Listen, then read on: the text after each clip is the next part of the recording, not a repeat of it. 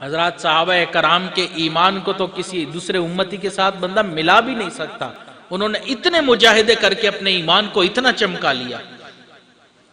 تو مجاہدہ جتنا زیادہ ہوگا ایمان اتنا زیادہ مضبوط اور چمکدار ہوگا، ایمان کی حلاوت نصیب ہوگی. غیر محرم سے نگاہوں کو جھکانا یہ بھی مجاہدہ ہے، اللہ کے حکموں کو پورا کرنا یہ بھی مجاہدہ ہے، نبی علیہ الصلوۃ والسلام کی سنتوں پر استقامت سے عمل کرنا یہ بھی نفس کے اوپر مجاہدہ ہے. جتنا مجاہدہ انسان کرتا چلا جائے گا اللہ رب العزت اس کے ایمان کو اتنا زیادہ چمکاتے چلے جائیں گے. ایک کتابوں میں واقعہ لکھا ہے کہ کوئی صحابی تھے یا دوسرے کوئی اور بزرگ، وہ ایک کافر بادشاہ کے قبضے میں آ گئے، انہوں نے ان کو پکڑ لیا. اب وہ چاہتا تھا کہ یہ بندہ بہت بہادر اور جرت مند ہے، تو لہٰذا کسی طریقے سے یہ ہمارا ایمان اور دین قبول کر لے تاکہ میں اس کو اپنی فوج کا سپہ سالار بناؤں اور اس کی جو کوالٹیز ہیں ان کو میں اپنے ملک اور اپنی سلطنت کے لیے استعمال کروں.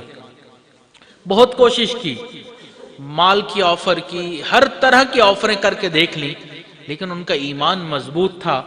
وہ اس کی سب آفرز کو اور اس کی جتنی بھی باتیں تھیں ان کو رد کرتے رہے. تو ایک دن بادشاہ بہت پریشان بیٹھا تھا، تو بادشاہ کی بیٹی اس نے آ کے پوچھا کہ ابا جان اتنے پریشان کیوں بیٹھے ہیں؟ تو اس نے اپنی پریشانی کا اظہار کیا کہ ایک بندہ ہے، میں چاہتا ہوں کہ وہ ہمارا دین قبول کر لے لیکن وہ دین اسلام کو چھوڑ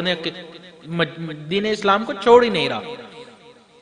بیٹی نے کہا آپ مجھے اجازت دیں، میں حور پری، پورے ملک کی سب سے خوبصورت لڑکی، دنیا کے نوجوان میرے حسن کو دیکھنے کے لیے ترستے ہیں، میں تو چند سیکنڈ میں اس انسان کے ایمان کو ہلا کے رکھ دوں گی. باپ نے کہا ٹھیک ہے بیٹی تم بھی ذرا کوشش کر کے دیکھ لو. اب بیٹی جو ہے بادشاہ کی شہزادی جو تھی وہ بند سنور کے ان کے کمرے میں آئی، انہوں نے نظر اٹھا کر بھی نہیں دیکھا، آئی بیٹھی بات چیت کی، انہوں نے بھی سوال کا جواب دیا، جو بات اس نے کی اس کا جواب دیا، لیکن اس کی طرف نہیں دیکھا. اگلے دن، دوسرے دن، تیسرے دن، کئی دن اسی طرح گزر گئے، انہوں نے نہیں دیکھا. پھر ایک دن اس نے پوچھا کہ آپ مجھے دیکھتے کیوں نہیں؟ انہوں نے فرمایا اس لیے کہ اللہ نے قرآن مجید میں ہمیں حکم دیا ہے قُلْ لِلْمُؤْمِنِينَ يَغُضُّوا مِنْ أَبْصَارِهِمْ، اس لیے میں تمہیں دیکھ نہیں سکتا، تم غیر محرم ہو، میرا ایمان یہ کہتا ہے تمہاری طرف نہیں دیکھنا. بڑی متاثر ہو گئی.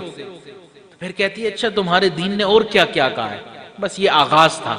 جیسے اس نے یہ کہا انہوں نے اس کو دین اسلام کے بارے میں بات کرنا شروع کر دی. اب وہ ہر روز اپنے باپ کو یہی کہتی کہ میں کوشش کر رہی ہوں کہ وہ اپنا دین چھوڑ دے، لیکن اس کے کمرے میں آ کر دین اسلام کی باتیں پوچھتی. حتیٰ کہ 40 دن اسی کیفیت میں گزر گئے، انہوں نے ایک نظر اٹھا کر بھی اس شہزادی کے چہرے پر نہیں ڈالی. 40 دن کے بعد اس نے کہا کہ میں آپ کے کردار سے اتنا متاثر ہوئی ہوں کہ مجھے کلمہ پڑھ کر مسلمان کر دیجیے. مسلمان کر دیا. تو شہزادی نے کہا اب تو میں مسلمان ہو گئی ہوں، اب تو میں خود اس محل میں رہ نہیں سکتی، میرے باپ کو پتہ چلا تو مجھے بھی قتل کروا دے گا، تو اب ہم کیا کریں؟ تو انہوں نے فرمایا کہ تم یوں کرو، اپنے باپ کو کہو کہ اس قیدی کی ایک ہی جگہ رہ رہ کر نا دماغ بند ہو گیا، تو میں اس کو ذرا باہر کھلی ہوا میں پھرانے کے لیے لے جاتی ہوں. شہزادی نے کہا بہت اچھا، اگر ہم باہر جائیں گے تو میں آپ سے نکاح بھی کر لوں گی، پھر ہم زندگی بھی اکٹھی گزار لیں گے. شہزادی نے آ کے اپنے باپ کو کہا، باپ نے کہا بیٹی بہت اچھا، آپ باہر جائیں تھوڑا گھومیں پھریں. وہ دونوں باہر گھوڑے پہ بیٹھے اور اللہ نے ان کو اپنی منزل تک پہنچا دیا. ایمان مضبوط تھا تو غیر محرم پر نظر نہیں ڈالی.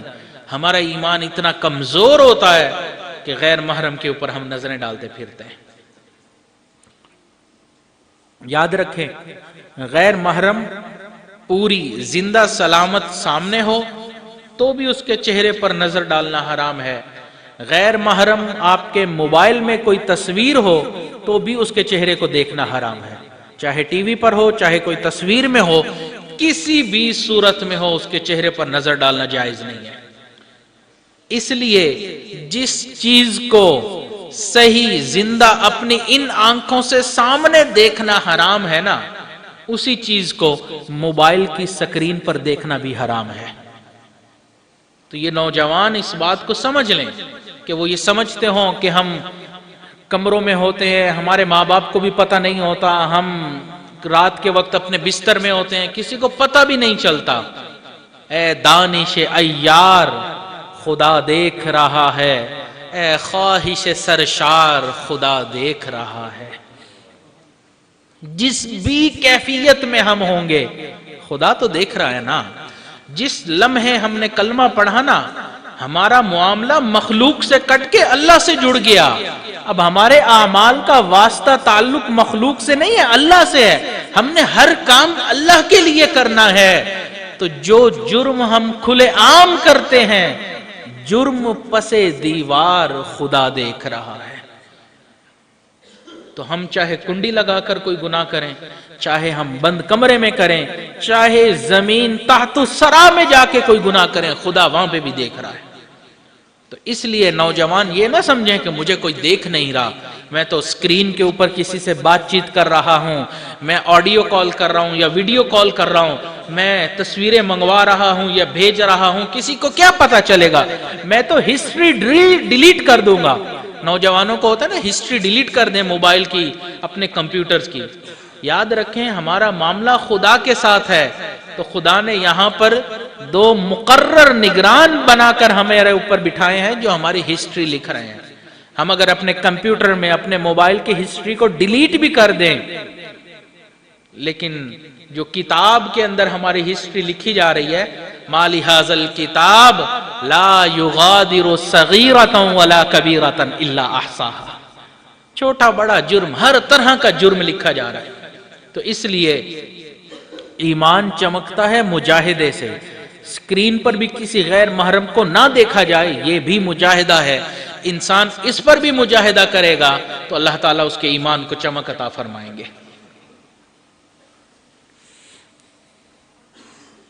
حضرات صحابہ کرام کو بھی بہت بڑی بڑی پیشکشیں ہوئیں، رکاوٹیں آئیں، لیکن انہوں نے مضبوطی کے ساتھ اپنے قدم کو جمائے رکھا۔ ایسا نہیں تھا کہ جب ان کے سامنے کوئی معاملہ پیش آیا اور انہوں نے غیروں کے ساتھ ہاتھ ملا لیا، نہیں، وہ سمجھتے تھے کہ ایمان کا معاملہ ہے، میں نے غیر کے ساتھ ہاتھ نہیں ملانا، میں نے اللہ اور نبی کی دشمنی نہیں کرنی۔ اس لیے ہمیں چاہیے کہ آج ہمارے سامنے مختلف واقعات ایسے پیش آتے ہیں۔ حضرت والد صاحب فرماتے ہیں کہ آج بھی نوجوانوں کو مختلف زلیخائیں بہکانے کے لیے باتیں کرتی ہیں، میسج کرتی ہیں۔ ان کو چاہیے کہ یوسف علیہ السلام کی طرح جواب دیتے ہوئے اللہ کی پناہ مانگے، قال معاذ اللہ، تو اللہ تعالیٰ کی پناہ مانگے۔ اللہ کا فضل ہوا نا تو انسان بچے گا، ورنہ انسان کے آج کل ایمان کو بچانا انتہائی مشکل اور نازک ہے۔